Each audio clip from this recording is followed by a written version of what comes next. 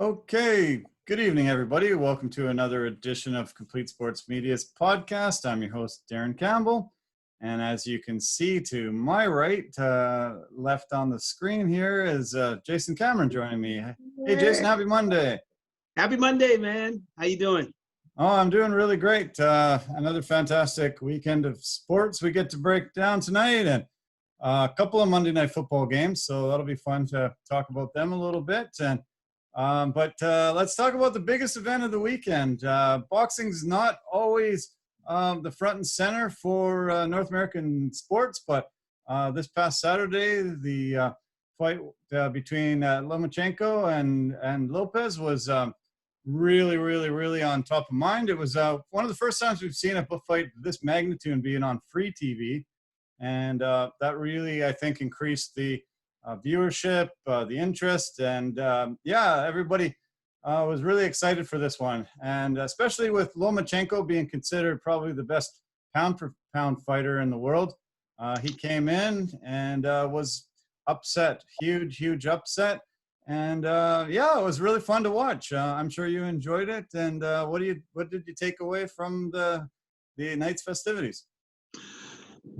First off, I give all the credit in the world to Teofimo Lopez. That was an excellent win by a stellar young man. His future is bright, and it's going to be fantastic. I can't wait to see what else the man does. But I actually have to say that I thought that Lomachenko took too much time to do what he does, to download his information and then go on the attack. He gave away way too many rounds in the beginning of the fight for him to try to claw his way back into the fight. I'm sorry, man, but if it's a prize fight of that magnitude, you cannot afford to just give away rounds. You can't afford to do that. He needed to be more aggressive and move faster. He just didn't get into his flow or his rhythm quick enough in this particular fight. Yeah, it was a shock to me. I've seen him, start the fight slow and try to just get a gauge on the other fighter, but I think those first 5 rounds he didn't really show much at all, and to be down 5 rounds to nothing in a 12-round fight, it's very hard to come back from that. And he definitely took advantage of a little bit of fatigue from Lopez through the middle parts and the end of the fight, but just too much of a mountain to overcome. And it's really disappointing because, I thought they would just be banging right from the get-go. But he just had a strange game plan to wait that long before he turned it on. He looked really good in the middle part of the fight. And I think Lopez even actually beat him in the last part of the fight. But in the middle rounds, it was the Lomachenko that we're used to seeing. But, I think he's going to be really scratching his head and wondering what happened there at the beginning of the fight. I kind of believe that. I think what surprised him in this fight, like usually nothing surprises Lomachenko. Once he gets into that ring, he kind of knows exactly what you're all about. But I believe in this fight, Lopez's speed caught him off guard. I think it actually really caught him off guard. I don't think he was expecting that kind of speed from him once he finally got in the ring with the man. And also, too, the subtle nuances of the boxing game, obviously, there are many, but I think Lopez was able to get Loma just enough off his rhythm that he usually likes to do, where he starts dancing all over the place, keep him guessing just enough to make him uncomfortable and to stifle his offense. Because literally, nobody's done it better than Lopez at stifling that man's offense. Yeah. Nobody's done that. Yeah. And he did it well last night. Well, for him to do it at 23 years old, just that ring savvy he showed, he's the youngest fighter to ever hold 4 belts now. There was 4 belts on the line that night. 23 years old, undefeated. The sky seems to be the limit for this guy to be able to go in, figure out the pound-for-pound best boxer in the world and defeat him. He was super cocky going in. He said he knows how to do it. And he really, executed an amazing game plan. His jabs were really great. He was, rocking him to the body great. And he just seemed to have every answer for Lomachenko's defenses. And yeah, it was an incredibly impressive performance. And yeah, I think the sky's the limit for him. Any idea who they might put in to face him next? Oh man, that's a great question. I don't know. I don't know if he's going to have to do a mandatory fight first before he could pick his opponent. You know what I mean? Yeah. He might actually have to do one of those first before he can pick a proper opponent to up his notoriety, his celebrityhood, which is already upped anyways because you beat Lomachenko. But at the end of the day, he is like you said, his game plan was fantastic, and I love the fact that he didn't go headhunting on Lomachenko because it's really hard to hit that man's head. He went to the body, and it paid him dividends. Somewhat slowed Lomachenko down a little bit near the end, not completely, clearly, but it was enough. It was enough to get him the W. And on top of that, the one thing that Lomachenko, I believe in every fight he's had thus far, he's always taken the last couple of rounds. In this particular fight, Lopez took the 12th, and he took it decisively. Yeah. So Exactly. great win by Lopez. Yeah, really fantastic. There is one belt still in the lightweight division at 135 that he doesn't hold. A guy by the name of Devin Haney has the WBC lightweight belt. He took the IBF, WBA, WBO, and the WBC franchise belt. I'm not really sure what they mean by that, but he took those 4 belts. So maybe they'll make sure he cleans out and has all 5 belts. I didn't even realize they had 5 belts now, but yeah, maybe that's his next opponent. The only other thing that was a little bit funny and controversial about the fight was Julia Letterman's scorecard, 119-109. Left a lot of people scratching their heads thinking, what was she watching? Because nobody else had it that lopsided. Harold Letterman would never have had a scorecard like that. Julia, what are you doing? What are you doing? Anyways, I don't know what fight she was watching, but I know the fight I was watching, and the scorecard of the 116-112, that was the right card. Yeah. That was by far and away the right card, for sure. Yeah. So yeah, it left everybody scratching their head wondering what the heck's going on there. And yeah, it's too bad when you see something that blatantly bad from somebody that's supposed to be, the most, accurate eye sitting right ringside, being able to really see the action in close and, to be able to, put a card in like that. It was pretty pathetic, I thought. So on the undercard, just want to mention the one guy that really stood out for me, Edgar Berlanga, got his 15th straight first round KO. Wow, just constantly rocking his opponents. Super middleweight came in, took care of Lionel Bellows. He just rocked him really badly up against the ropes, into the corner. Referee came in and saved the guy. Man, this guy looks incredible. Basically, I think every fight has lasted around a minute and a half, and he's taken them out 15 in a row. Sky's the limit for him. He's a demolition man. He's demolishing his opponents. I remember a guy that used to do that, just get his guys out of there real quick. I think his name was Deonte Wilder. Yeah. This guy fights like that. It's just like, okay, pitter pat, pitter. You know what? I'm not gonna do this anymore. I'm just gonna knock you out, and then it's over. It was pretty incredible that this young man is just able to turn it on when he needs to and get his guy out of there that quickly. So a tremendous amount of power, obviously, in both hands. I can't wait to see what else this man can do going forward. Yeah, exactly. Yeah, well, it was great to see boxing on the tips of everybody's tongue. A lot of get-togethers. I went and got together with a lot of friends, and it was a lot of fun. The last fight that I remember, garnering this much attention was the Deontay Wilder Tyson Fury fight that you and I watched together, and mentioning Deontay Wilder. Yeah, let's hope boxing can start putting on some big events, and I'm really happy to see it on free TV. I think it's the way for boxing to get back into the hearts and minds of people. I hope the UFC does it one day. We get to see a lot of these fight nights on free TV, but not these pay-per-views. I think it's been a big problem for boxing over many, many, many years. And it just seemed like it was finally boxing night, and people were talking about it on Saturday, even though there was baseball on, even though there was UFC, even though there was a lot of things going on. People were talking boxing finally. Yes, and also too, ESPN's going to do it again. November 14th, Terrence Crawford versus Kell Brook. Tune into that one, because that should be a barn burner. Beautiful. And also too, Terrence Crawford, again, right up there with Lomachenko as one of the pound-for-pound best. Yeah, great. Awesome. Can't wait. That's a little less than a month away, so here we go.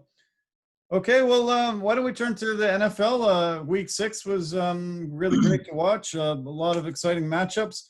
The biggest matchup that everybody was talking about heading into Sunday was the Tampa Bay-Green Bay game, pitting Aaron Rodgers and Tom Brady. And Green Bay started off well, and Tampa Bay just demolished them 38-10. It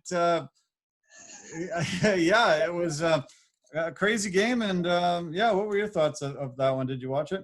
Yes, I did. I watched a little bit, and I caught more of the highlights. But from what I saw was Green Bay's offensive line didn't do Aaron Rodgers any favors in that particular game.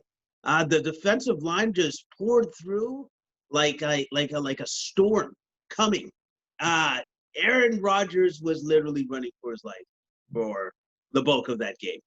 And so when you're running for your life like that, it doesn't give you a lot of opportunities to get the ball down the field. So made Tom Brady's job a lot easier. And then also too, I think, if I believe correctly, Aaron Rodgers threw 2 pick sixes in that game. Again, makes it real hard to win a game when you do that too as well. Yeah, exactly. No, he was sacked 5 times, picked a couple times. Tampa Bay's defense is fantastic, but they really just poured it on and didn't give Rodgers much of a chance.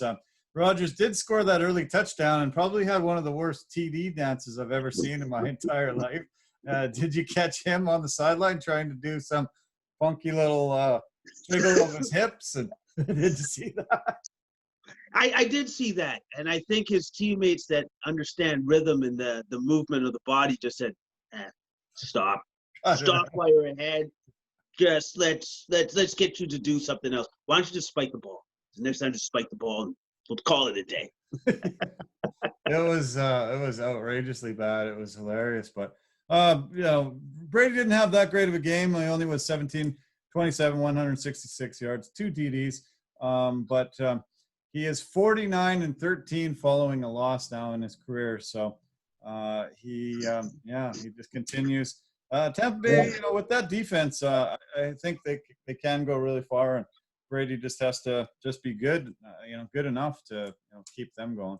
Yeah, and Tom Brady's going to do that because, unfortunately for me, he's Tom Brady, and that's what he does. So great stuff, Tom. Woo! Yeah. Anyways, great win by Tampa Bay. Yeah. Probably the game of the day, in my opinion, was the Tennessee-Houston game.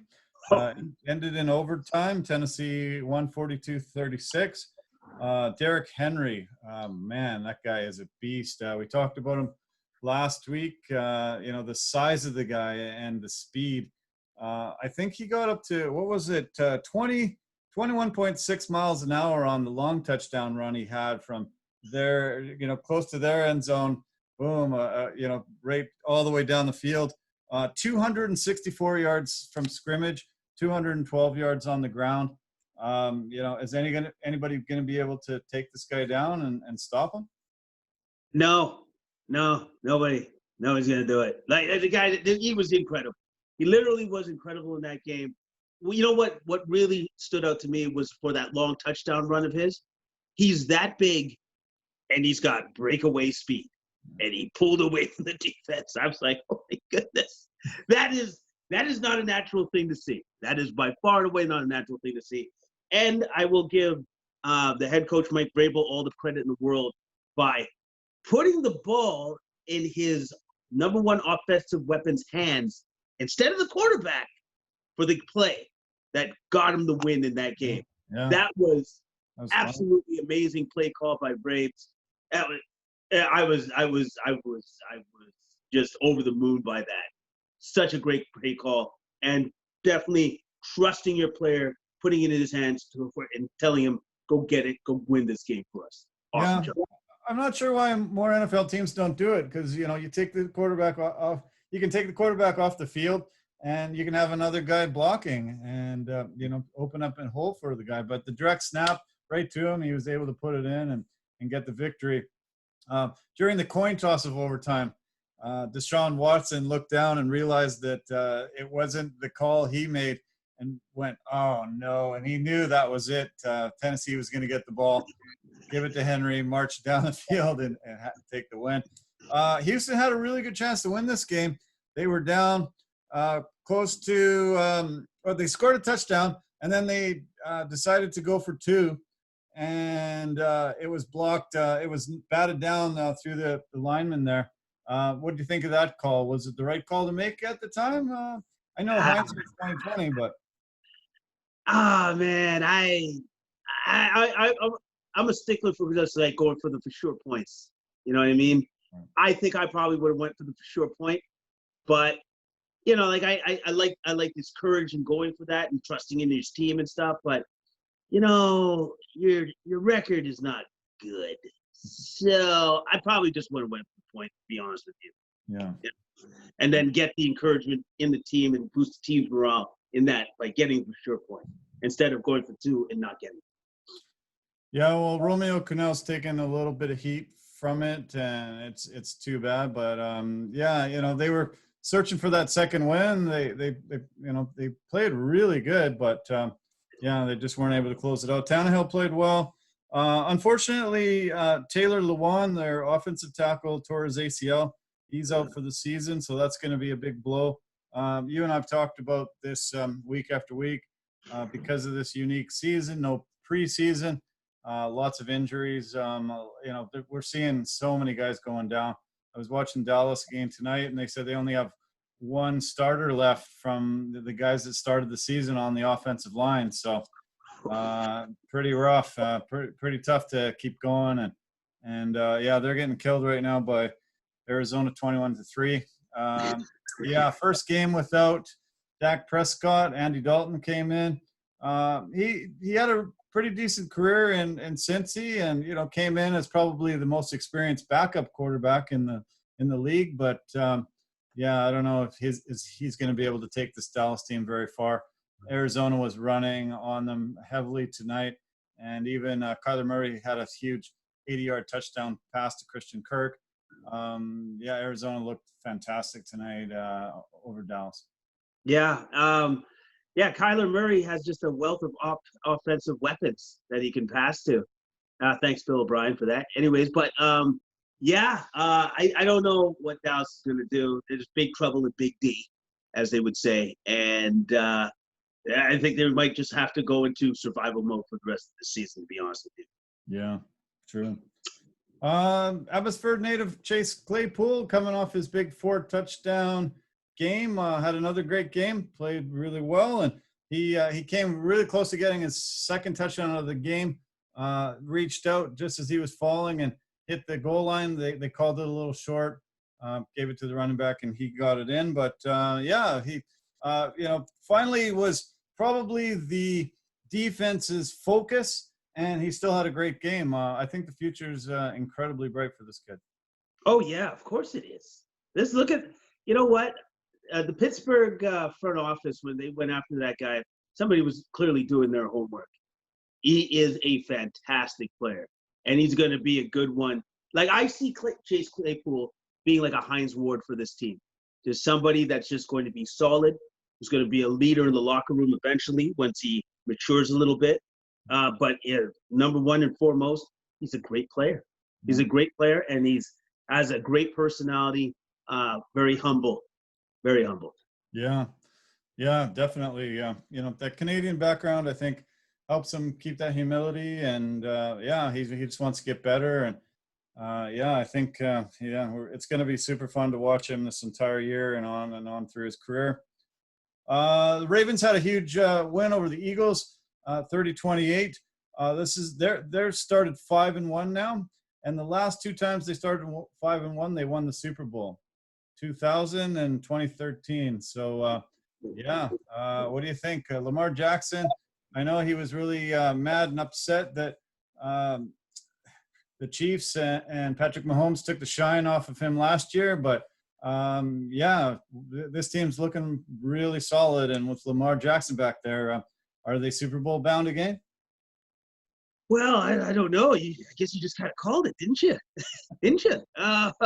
We'll see, because unfortunately for Lamar Jackson, he's going to have to battle that other dude named Patrick Mahomes for the rest of his career. So you know what? And the only way to, I guess, apparently win against Patrick is to win Super Bowls. So with that being said, everybody knows it's like, hey, if you play in the NFL, that's the end goal.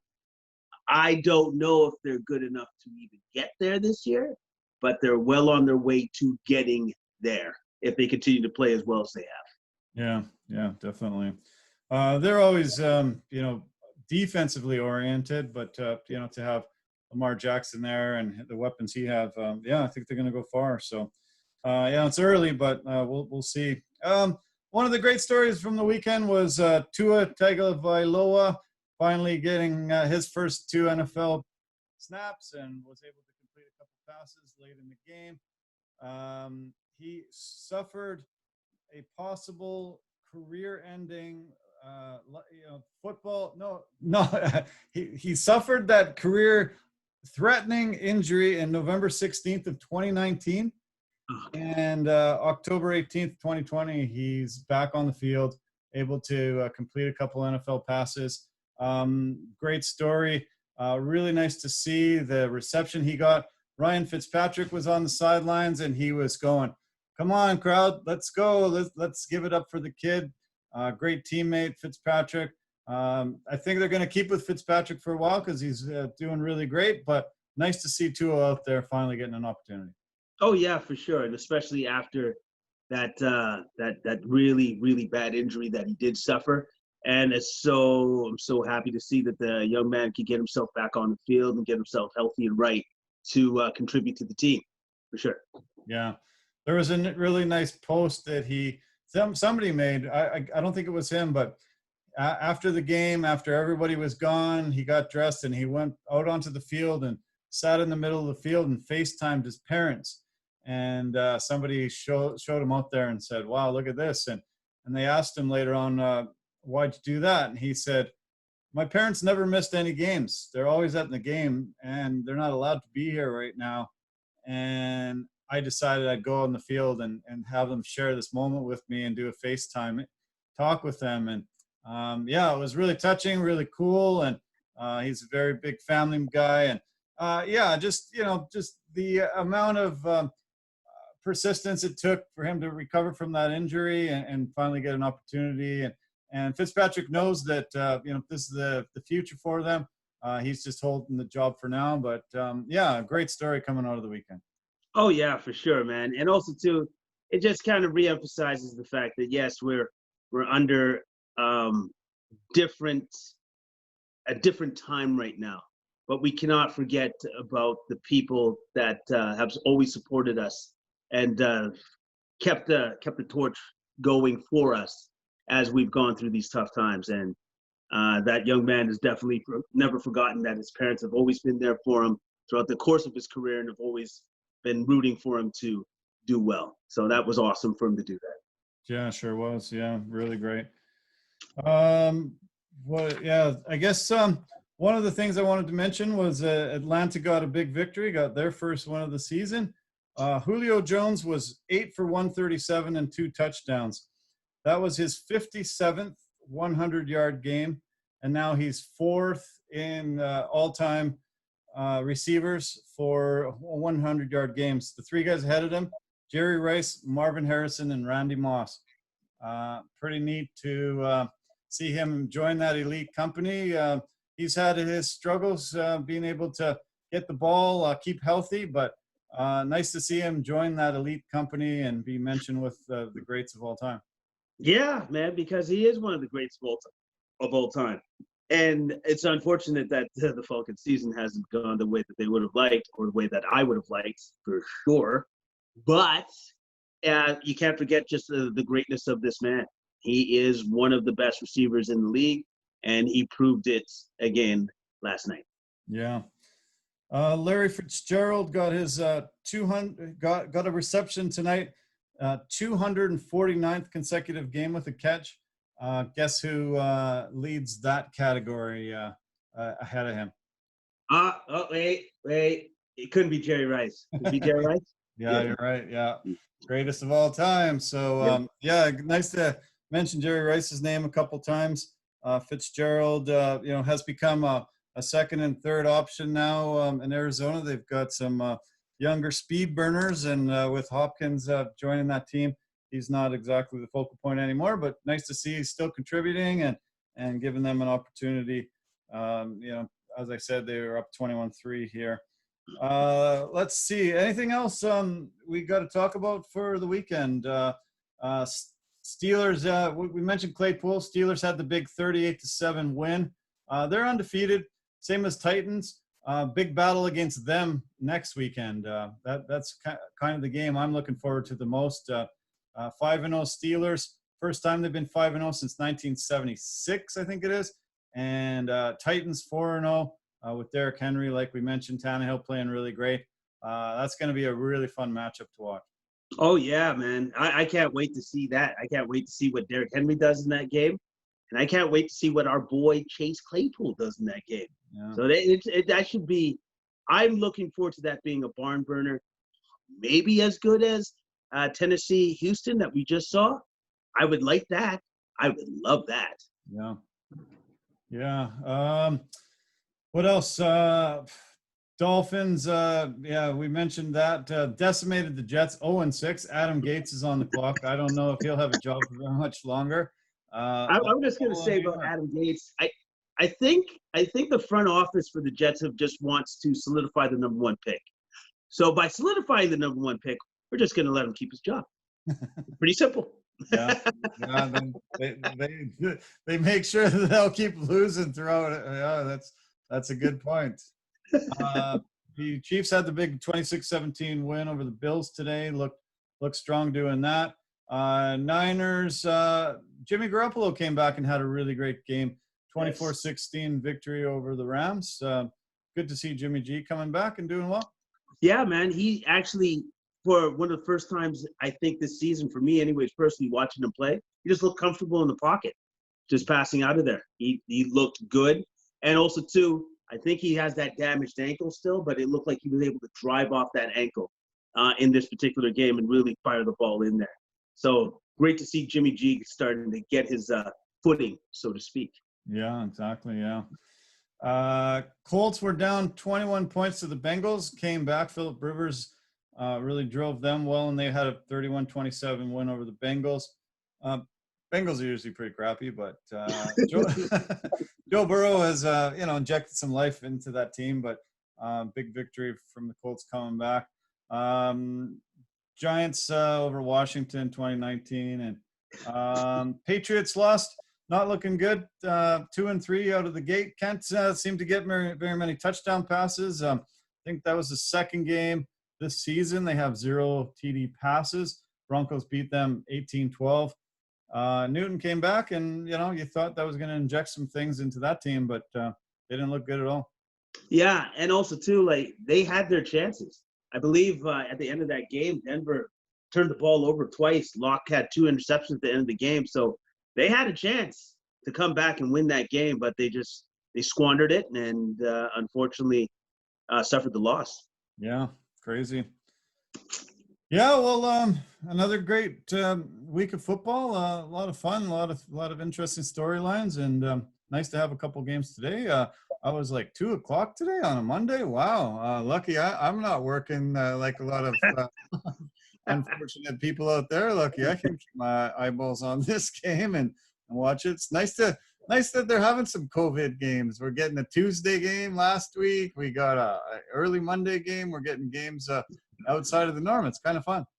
Yeah, and I love the fact that you just rub that in there on me. Just rub it right in. It's like, oh man, I love the fact that I can just watch all these games. I don't know what you're doing, but hey, I'm watching games, buddy.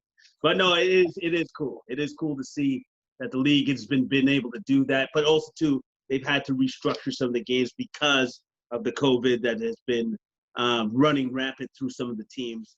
But it's also great that they can reschedule, they can restructure, and they have been adapting to the schedule. Yeah, exactly. Yeah. Okay, before we move any further, I just want to mention our sponsors and partners. Anchor FM, great partner of ours. You'll hear a little blurb at the beginning of this podcast about them. Verbero, a really fantastic partner with us, hockey equipment and apparel company.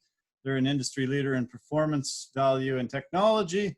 And the V350 stick is the best on the market, the lightest, most powerful and explosive stick. New sponsor we have today, Pampas and Possibilities. They are they design and sell dried floral arrangements and installations. They're designers of handmade, curated coastal boho decor at reasonable prices. Check them out on our Instagram, Facebook page, and CompleteSportsMedia.com. And let's not forget Forever Living, the aloe vera company. They grow and manufacture aloe vera-based products for health and beauty. CompleteSportsMedia.com for all the details. So, great. All right. Well, why don't we talk about the UFC? UFC was smart, and they put their event on before the boxing really got into the main card. They were up very, very, very early in Abu Dhabi on Fight Island, and they put together a really fun card. We should talk about the main event right away, and the return of Brian Tcity Ortega, 22 months away from the cage, came back, looked different, completely revamped his game.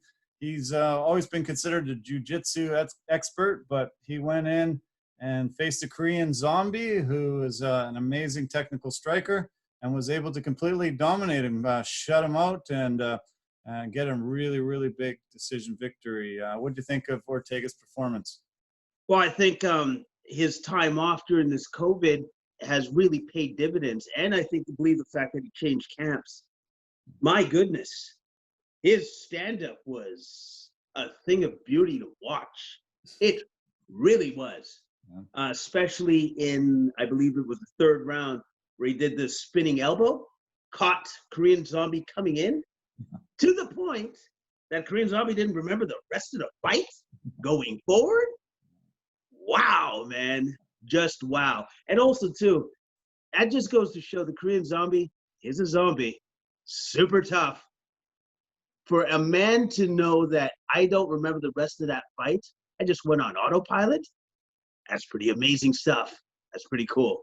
But I got to tell you, man, Ortega was a masterclass in striking. It really was. He was so complete with his movement, with the feints, with baiting him and bringing Korean Zombie in.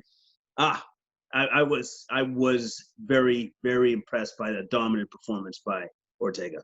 Yeah, holy cow! I sure was too. It was amazing. After suffering such a brutal beating at the hands of Max Holloway, he had to, change up things. They say you learn more from losses than you do from wins, and he went back to the drawing board. Like you say, he used this COVID time to really change his style and the way he fought. Brought an amazing stand-up striking game, and I thought he'd probably win this fight, but I didn't think it would be that dominating. And you mentioned the Korean Zombie saying that he didn't remember anything after that elbow. It's amazing and incredible that somebody could be on autopilot like that and be able to still go all the way 5 rounds and continue that fight. It's crazy, and that's why he's a zombie. It just added more to his name and his legacy. We've seen him in just incredible amounts of fights, in so much trouble before, but he just keeps coming. And nobody's ever lived up to the nickname as much as he did that night. It was incredible. Yes, it was. It was incredible. It was an incredible night just to watch these two premier athletes just go after each other like that. But Ortega, definitely, that was the best we've seen of Brian Ortega. Him breaking himself down and rebuilding himself back up. I am definitely looking forward to his now title fight that he's earned after that fight against Volkanovski. Yeah. Let's see what happens there. That should be amazing. Yeah, I agree. I think Volkanovski's a bit better in in the stand-up game, but if he's been able to evolve this much, to this point, I would say he's probably going to be able to evolve even more. And once he gets some tape of Volkanovski and starts seeing the areas that he might be able to exploit, any of the weaknesses that are there, I think it's an exciting fight. And they're already, saying that that's happening. I don't know when yet, but I mean, that's to me just creates an incredibly exciting title fight coming up.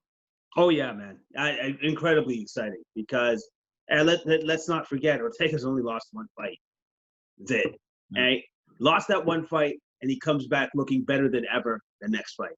So I am definitely looking forward to this title fight coming up, whenever that is. Yeah. The co-main event was Jessica Andrade against Caitlin Chukagian, and Andrade looked like a beast as always. She really damaged her to the body, caused Chukagian to run back, try to get her composure. Once she hit her with a second body shot, that was over. Andrade is just a pit bull, and it's pretty tough for these women to be able to compete when she can just drive her shots into the body like that. Number one, she actually went up weight class for this fight, took on the number one contender in that weight class, and took her out. Folded her like a lawn chair with body shots. Hellacious body shots. You want to talk about a woman being a pit bull? And I'm saying this in the way that I mean it by, because that's the utter compliment that she deserves, because she went after her like that. And those body shots, I'm going to tell you this, that fold me up and I'd be crying in the corner if she hits me with something like that. Those could not have felt very good at all. I feel for Chukagian, because if anybody hits me like that, I'm not just turning around and going, ugh, I'm just going to fall down and be like, I'm done. Please do not hit me anymore. No. It is over for me. Yeah. An impressive win by Andrade. Yeah. I haven't heard if she had any broken ribs or, anything, severe from that. But, it just looked like it hurt beyond belief. But, she's tougher than you and I. She just tried to stand there and withstand some more shots. But once that next shot came in the same area, that was it. And referee just mercilessly stopped it. And good for her. But Andrade to be able to go up a weight class. She's a very short, small girl, but the power has always been there. And to be able to take out that number one contender is incredible. Well, we'll see what's next for her. This light heavyweight fight right before this with Modestas Bukauskas and Jimmy Crute. Wow. Jimmy Crute is one mean guy. Oh my God. He really dominated this one. Once he had Bukauskas in trouble, he jumped on him and made sure that he wasn't going to go much further. It was an incredible knockout. Light work for Jimmy Crute. Yeah. He made that look real easy, real quick. That was incredible. That was incredible, because Bukauskas is kind of a hard guy to get your hands around because he's got great movement. That didn't seem to affect Jimmy whatsoever in this fight. Dominant win by Jimmy. I look forward to seeing his next one and who UFC puts in front of him. Yeah. Do you remember Bukauskas' last fight? He was elbowing the guy in the side of the head just as the bell rang, and the guy sat down on the side of the cage and the door opened and he fell out.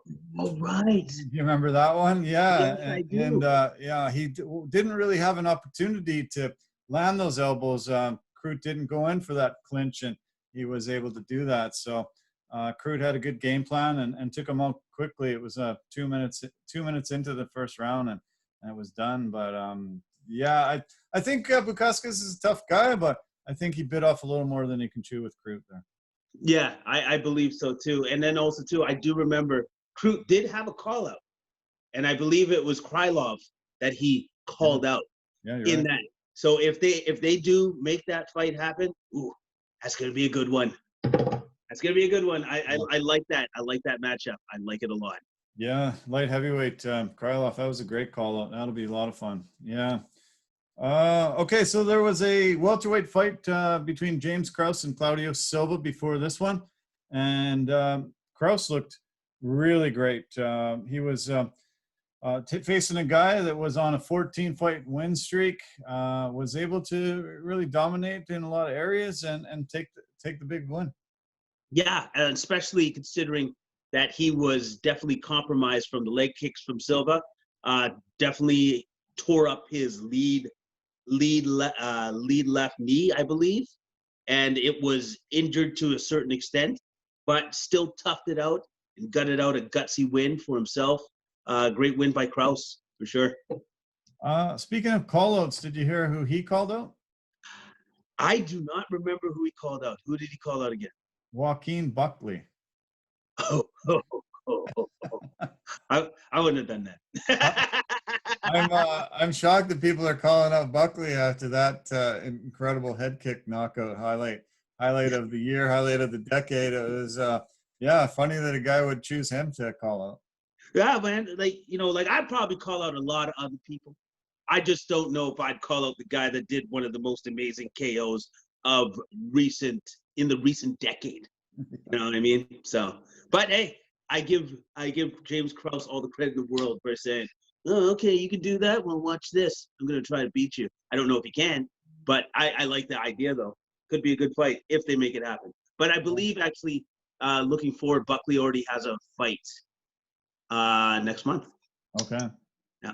We gotta wait. Yeah. Yeah. Okay. Let's turn to this lightweight fight between these two guys. You and I are gonna butcher the heck out of their names because we usually do. Matthias Gamrat against Gurim Kutiladzi. Wow, what a crazy great fight. I was super impressed with both these guys, and they are tough. And it went to a decision. Kutiladzi had the win, but what a fun fight to watch. That was as high level as it gets between two guys. Amazing fight. Like, amazing fight against two guys that Gamrat, I've seen fight before, but Kutiladze, nah, man, not really. And man, they brought it.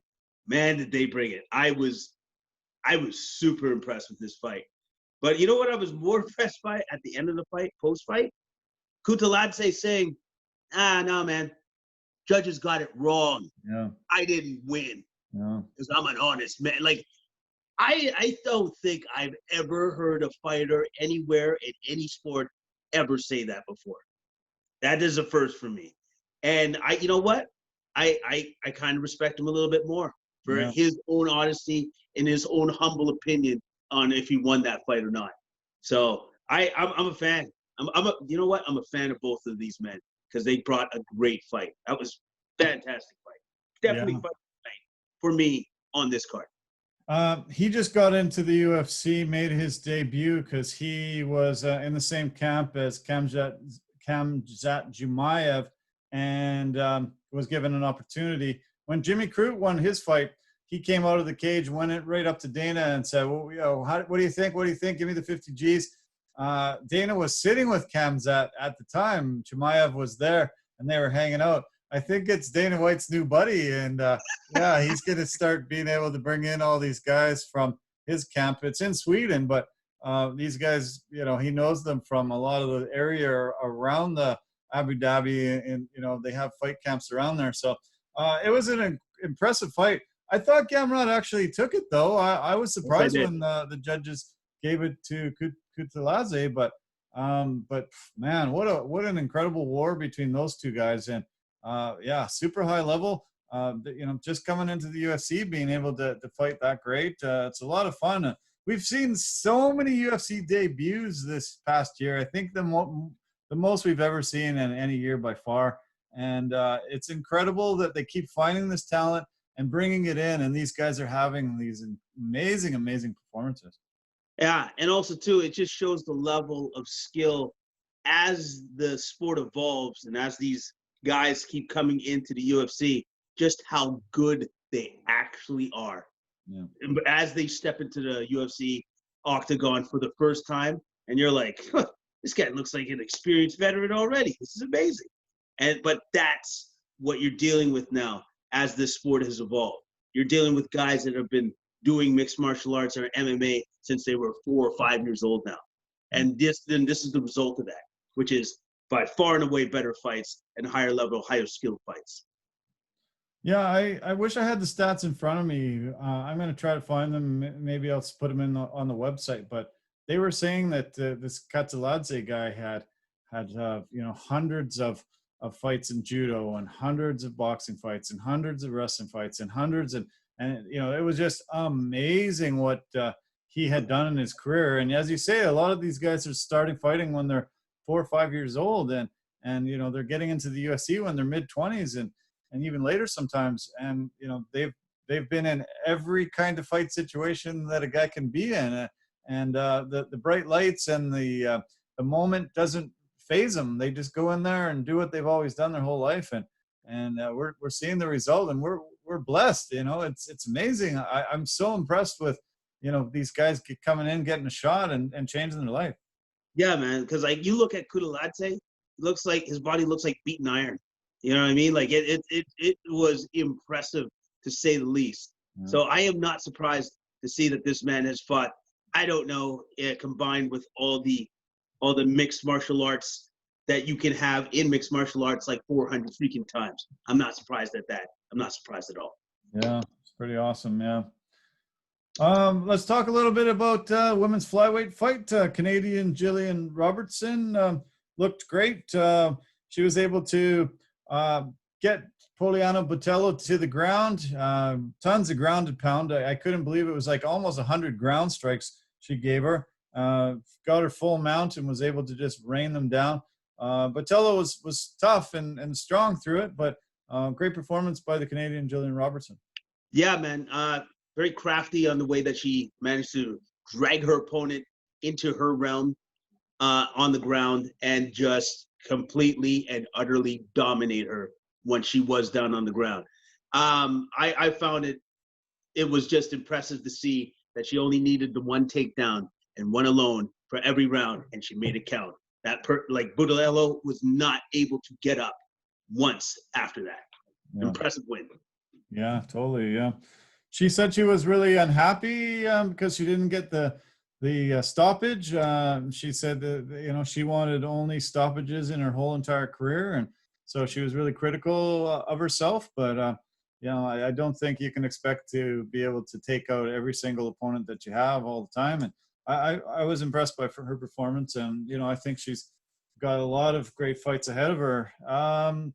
Okay, well, let's talk a little bit maybe about some of the other fights. Those are early fights. I didn't see a ton of the early fights. Khabib's brother is on the card, Said Nurmagomedov, and he had a big KO victory, 51 seconds. Were you able to see this fight? I didn't see it. I did not see it either, but let's be honest here. It's in the genes. I'm not surprised. Yeah. No kidding. Yeah. Yeah. There was another knockout end of the second round. Antigulov and Maxim Grishin. Grishin had a big KO, big light heavyweight fight. I wasn't expecting Grishin to take it, but he did, and just beat the bell. 2 seconds left in the second round. Yeah. Great win by Grisham. I'm going to be honest. I definitely didn't have him winning this fight. I thought Antigulov was the superior fighter, but Grisham proved me wrong in this particular instance. So great win by Grisham. Yeah, exactly. Yeah. Yeah, well, it was a fun card. I enjoyed it. I kind of think that a lot of people were looking ahead not looking at this card as something that they wanted to focus on, but I'm glad they had it early before the boxing so we could watch it all. And I had a lot of fun. I ended up watching something like 8 hours worth of fighting on Saturday, so it made my Saturday great and a lot of fun as usual. But let's look ahead to the big UFC 254 next Saturday. It's an early start again for this card, but the main event, something we were really excited about, looking forward to it. We just mentioned his brother, but Khabib Nurmagomedov against Justin Gaethje. I expect this to be one of the best fights we'll ever see in our lives. Yeah, man, it's going to be a barn burner, as they say. I expect these two men to come out and just execute their game plans. You know what Nurmagomedov is going to do? I'm going to drag you onto the ground and beat you up. Like, that's what he does. But he does it with the utmost skill of a master. And I am very curious to see how Gaethje counters those takedowns, because they're going to keep coming for 5 rounds straight. And Gaethje's got to be prepared for that. Like, utterly has to be prepared for that. And I'm sure he will be. I'm looking forward to that. I'm looking forward to seeing how he effectively tries to neutralize Nurmagomedov coming in and shooting in on his legs with knees, uppercuts, maybe elbows. I can't wait to see that fight. I cannot wait to see that fight. Yeah, no, I'm excited. Yeah, I don't know. Very hard to stop these takedowns. That takedown defenses has to be on point for him to be able to take this victory. But he's going to use his heavy hands. He's that has to be the game plan, is figure out how to stay on your feet. And we've seen guys be able to do it, not against Khabib, but stop takedowns that are coming. They know they're coming and they can constantly stop them. But in my opinion, Khabib's probably going to win. He talked about winning this fight, winning one more legacy fight, and then retiring at 30-0. Do you think that's a possibility? Yes, I think so. If he can get past Justin Gaethje, and that's not a gimme. You know what I mean? Like, that is just not a gimme. But if he does get past Justin Gaethje, you do understand who he wants to fight next, right? George St. Pierre, I've heard. Yeah, man. Yeah. And so finally, so since Khabib has called for this fight, if he wins against Justin Gaethje, now I guess Dana's decided to listen to the champ and give him what he wants. I just don't understand. Like, sometimes when it comes to Dana, I understand he's got a huge ego, because I guess I would too if I was a billionaire. I made it. I made this sport what it is. I'm the best. Like, I get it, man. But at the end of the day, if it's about making money, and GSP already put this forward to you, and so you wanted to wait, all right? Now Khabib has said, I'm going to finish my career with this fight. There was no reason for him not to make this fight, and I'm glad to see that he's actually going to do it. Because you want to know what's going to happen once he does this? Money! Just raining money! Buckets of money! Money, money, money, money, money! I believe that's what Dana loves the most. So it's going to be a win-win on both sides, on all parties, and we're going to get to see a fantastic fight if it happens. If he passes the test against Gaethje, which, I'm sorry, I don't think he will. I'm saying that Justin wins this fight. Wow. Good call. Cool. Yeah. I don't think a lot of people are going to pick Gaethje because he has 2 losses. Khabib's undefeated, but yeah, wow, good call. It'd be nice to see him get defeated, and yeah, it would be great. But yeah, I think Khabib's gonna win. I've never seen him really in too much trouble with anybody. So, but it would be great if he wins, because George St. Pierre only retired for this last time because they wouldn't make that fight with him and Khabib, and he said that's the only thing that he wanted, and they wouldn't put it together. But you're right. Maybe they listen to the champ and pull this off, and yeah, the money is going to be massive there. Hopefully they can do it in front of fans. Hopefully, there'll be an opportunity where it can be somewhere where they can have fans. But Yeah, that's going to be an incredible fight. I'm super excited. I think the co-main event has a chance to be fight of the year as well. Robert Whittaker against Jared Cannonier. What do you think about this one? Oh man, it's gonna be good. It's gonna be good because it's Robert Whittaker, and Jared Cannonier has power. Yeah. He's got a ton of power, and he's coming to take your head off. Like he's carrying that power from when he was a heavyweight down to middleweight, and he didn't lose anything, not anything. What he did gain though was he's in better shape, and he's probably stronger for a lighter division. So. Robert Whittaker is going to have to be very wary of said power and fight his game plan. I'm just looking forward to that fight. I have no idea who's going to take that fight because Cannonier can shut his lights out at any point in time, and that's for sure. And Whittaker could do the same to Cannonier. Yeah, right. Yeah. I think, it's hard to call this one. Whittaker has been top level for so long, having only championship fights for the past bunch of years. Cannonier's, finally got up to that level, but we'll see. Between the two, it's hard to call. I think it's going to be a great fight. Heavyweight fight between Volkov and Harris will be fun. The light heavyweight fight that kicks off the main card between Magomed Ankalaev and Ion Kutiladzi. I think this has an opportunity to be fight of the night. These two guys are both incredibly skilled, and I think it's going to be fun. Now, correct me if I'm wrong, but is this not the fight that they're redoing because of the controversial stoppage? Because I believe the refs thought Kutiladzi was out on his feet when Kutiladzi was just rope-a-doping, so to speak, trying to bring his opponent in so he could hit him with a shot. So I'm looking forward to this fight.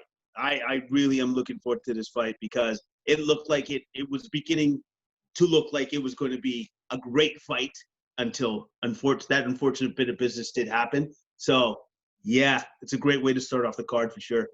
Yeah, fun. The main prelim fight is a heavyweight battle between the skyscraper Stefan Struve and Tai Tuivasa. Tuivasa said, everybody get ready for their shoeies because I'm going to be going out to the crowd and drinking some beer out of my shoe here. So he's a lot of fun. I think it'll be a fun fight. These two guys are both bangers. And it's always great to see two heavyweight titans battle it out. Struve, 6 foot, I think 10 or 6'11", and Tuivasa always weighs in 265, but he's usually 300 pounds when he walks into the cage on Saturday night. Yeah, man. I'm looking forward to seeing if Struve utilizes that ridiculous length of his and just keeps Tuivasa. I think Struve could make this fight really easy for himself if he just keeps Tuivasa at the end of his punch or kick. Yeah. And because getting inside that guy's reach, not fun, because then he can just shorten it up and hit you with an elbow too as well. So it should be a very, very interesting fight. And it should be interesting on the other side of Tuivasa on how he deals with that length and how he decides to get in on the inside and fight Struve on the inside. Yeah. Imagine, trying to get inside on a guy that's 6'11", 6'10", whatever he is. And I don't know. There have been some guys that have been able to do it, but it's got to be a bit of a nightmare when you step in and realize, holy shit, this guy's this big. This is crazy. Yeah, man, because I know if I saw that, I'd be like, I'm probably not going to make it. Actually, I'm probably going to die. So. Exactly, yeah. So on the rest of the card, just some of the highlight guys. Alex Cowboy Oliveira is fighting in a welterweight fight against a newcomer. Smiling Sam Alvey has got a light heavyweight fight. That's on the prelims, opening up the prelims, and then early prelims, we've got a few guys. There's another Nurmagomedov on the card, bantamweight fight against Sergey Morozov. Stacked card. Always really great when they, put a card like this together. Those two main and co-main are super exciting, and I can't wait for them to come together. And a lot of other great fights on the card. UFC 254, they really stacked it. Oh yeah, they really stacked it, but also too, our viewers have to know, be prepared for an early morning pay-per-view, because I believe they've shifted the time frame so that they can appease their European audience and not us. So that means, I believe the prelims start at 9 and the pay-per-view actually starts at 11 o'clock in the morning. So there you go, just so that you don't miss this one, because it's going to be great. It's going to be a great pay-per-view. Yeah, it is crazy. Early prelims start at 7:30. Prelims start at 9, and then the main card starts at 11. Like you're saying. So, it's too bad. I love getting together with the boys and watching it from the bar, but this one will have to be watched from home and enjoyed. But I'm sure I'll be texting you like I normally do, and we'll be able to enjoy these fights and break them down next Monday. Anything else you'd like to add in? The only thing I'd like to add in is that I'm definitely looking forward to, like I said before, the November 14th boxing match between Terrence Crawford and Kell Brook, especially since Kell Brook is a little bit on the downslide, and obviously Terrence Crawford is undefeated, and he has on no downslide. And now that Lomachenko has lost, that Terrence Crawford is now the pound-for-pound best. I think that's a thing without a doubt, clearly. I am very curious to see how Kell Brook approaches this fight with Bug Crawford, and what he does to mitigate the greatness of Terrence Bug Crawford. So, cool. Look forward to that. Yeah, well, I'm glad you mentioned that. It's great. Something really to look forward to in the world of boxing. And there have been a lot of smaller cards through the year since the pandemic hit, but great to see this fantastic big card and another big card to look forward to in November. There's a couple things I do want to mention. Jarome Iginla today was getting a lot of notoriety. I do want to talk about his involvement with Hockey Canada. I've got some information here. It was a really great Hockey Canada Foundation. They made an announcement today that they have a $1 million assistant fund to help families and communities get youth back to playing hockey through registration fee support. And great to see Jarome Iginla retire, get into the Hockey Hall of Fame this year. And now he's helping Hockey Canada with this amazing initiative. You and I talk about Iginla a lot on this program, and I'm glad to see that he's given back to the youth. And this was great to see him. Let's really hope we can get him on as a podcast guest soon, and he can tell us about the initiative in a lot more detail than I can. Oh yeah, man, that would be fantastic, because he's just a superior human being, and I'm not surprised to see that he's created this initiative for the youth. Yeah, it's fantastic. And another thing before we go, I do want to mention this. I was supposed to mention it while we were talking about NFL, but I almost forgot. Derrick Henry has 3 games now with 200 rushing yards and 2 rushing touchdowns in the game. And there's only 3 other guys that have ever done that 3 times. LaDainian Tomlinson, Barry Sanders, and Jim Brown. So Derrick Henry's entering some elite company. It's great. Every week we seem to be able to talk about some of these amazing athletes we're getting to see on a weekly basis, getting already to legendary status and joining the ranks of the greats that have played the game. Yeah, man. And they're doing it in a very, very different situation that nobody has been in ever. And I'm just very impressed, surprised, and honored to see that these men can still play their games at the highest level. Yeah, it's fantastic. Really great. Jason, well, always fun as usual. Great way to finish off my Monday evening. And thanks a lot for your time. I'm glad you had a great weekend, and have a great week ahead. I'm sure we'll be talking very soon. You betcha, man. Enjoy the fights next weekend. Okay. Yeah, you too. Take care. All right. See you later. Bye-bye. Okay. Well, time flies as usual. It was a lot of fun. We were able to really break down some boxing, some football, some UFC, and even squeeze some hockey in there with Joe McGinley. Yeah, thanks for tuning in. Thanks for your continued support. Support our partners and sponsors. Go to our Instagram, Facebook, and our website, completesportsmedia.com, and get a lot of details. Take care of yourself. Enjoy the week ahead. Major League Baseball World Series starts tomorrow. There'll be lots of football ahead, and yeah, like Jason says, some boxing to look forward to. Enjoy your week. Take care of yourself. Bye for now. Love you.